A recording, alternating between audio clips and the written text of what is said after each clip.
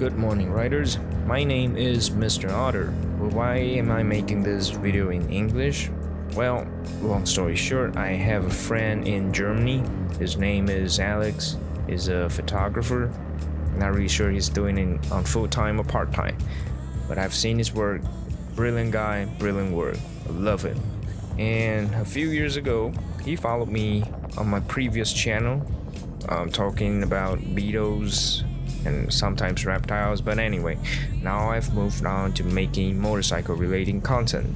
However, as you know, they are in Chinese, but I still want him to feel participating in my life. So this video is dedicating to you, Alex, and you do know that in backstage I will be able to see that if there's any viewers coming from Europe region. So if I don't see any new viewers coming from Europe, you are in a deep shit of trouble. I hope someday I'll be able to fly to Germany, meet him in person, maybe riding bikes together, I don't know. And as a fellow photographer and a motorcycle rider, I would like to share my technique, my knowledge on shooting motorcycle. First of all, motorcycle are relatively large, right? I mean, it's not as big as a car, but we usually take photos outdoor. Of course, you can bring indoor, but that's just, you know, rare occasion, I would say. So the first thing that I would do is to find a proper background. You wanted to add some texture, you wanted to add some variety, some charming point into your frame, but also you don't want to take away the focus, take away the shine away from your bike. If you're an outdoor guy, go to the mountains, go to the beaches, but just, you know, you gotta take into the consideration if your bike is fitted for that kind of environment. I mean, if you're riding a sport bike, riding a super sport, and you're going into the beaches, well, good luck to you. Because with that kind of track tire you have, you're gonna slip like all the way down. Well, if you are a more metropolitan guy, you can always stay in the city. You don't have to force yourself to go to the beaches, go to the mountains. That's unnecessary. As long as you can find the background that is suited for your bike. Alright, when we figure out our location, what would be next? The next thing that I would say is the timing. May I suggest you guys to shoot in magic hours? That is a technique that a lot of landscape photographers are familiar with. Another benefits when shooting during magic hour is that it is super cool to shoot during that time. I mean, nowadays in Taiwan, it's super hot, super humid in the afternoon. It shoots up to near 40 degrees and it's super humid here, so it gets even worse. If you can work under that situation, it'll be much better for your health. Another thing is that when the sun is going down, it is not as harsh as the sun during the noon, so you get a beautiful gradation between the brightest point to the darkest point. There's a very soft transition, so it's not harsh, it gives you that soft touch on your object. Unfortunately, I haven't had time to bring my bike outdoor at those locations to shoot in magic hours. However, I do have some landscape work that were made during those hours. Right after the sun sinks below the horizon, you would get a half an hour window of golden hour. At that time, the sky would be tinted orange, yellow, reddish. You would get a whole array of warm color. And right after that would be the blue hour. Well, as the name suggests, the sky will be blue.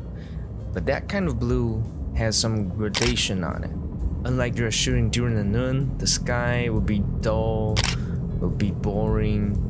The blue hour sky is just amazing. It adds a lot of character to your picture and it adds a mysterious vibe to your work.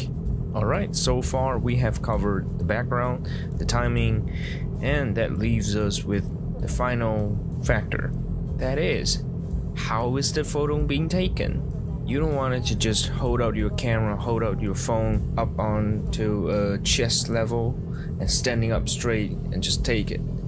The photo comes out with that stance, but that angle is gonna look super boring. You can try level yourself with the bike, or you can try hold your camera, your phone close to the ground. That way you are shooting up to your bike and giving a mightier look.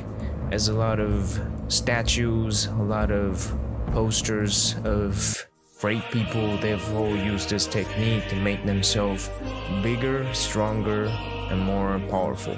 With all that being said, what I'm trying to express is you put your camera in a unique position, you're gonna get a unique looking piece of work. Lastly, you need to observe your bike. You need to know it inside out, outside in. What is the feature of your bike? Let's take my bike as an example.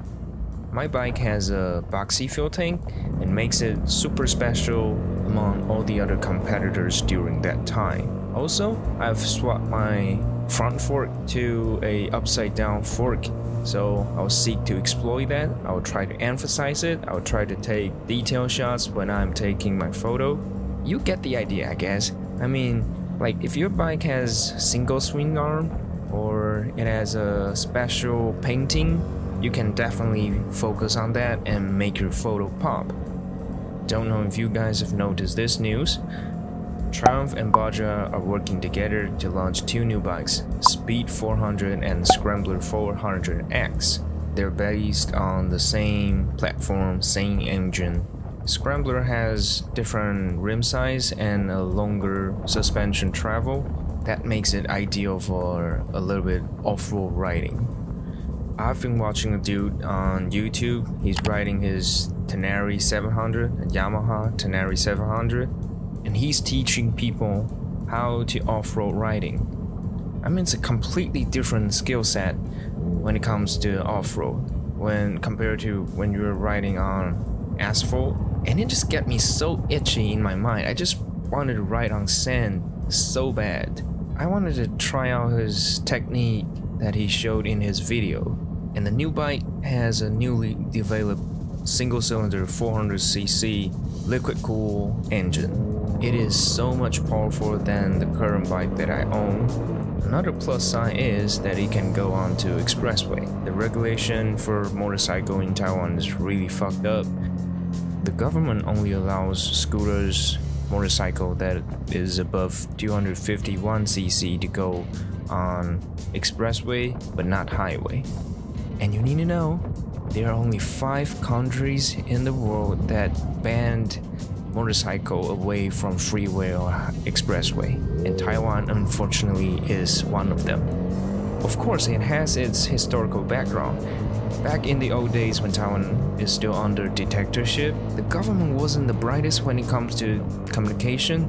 There is a road in front of our largest train station called Taipei Main Station, and they don't allow motorcycle below 250cc to go on that road simply because this is based on our assumption, because there is no reasoning behind this regulation whatsoever. Maybe the president at that time thinks it looks bad for the foreigners.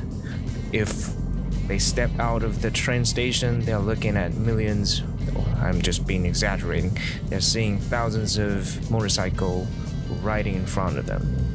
So if you're reading or if you heard that your embassy, your nation's embassy, warning you that Taiwan's communication is prehistorical, is like live in hell, they are all true.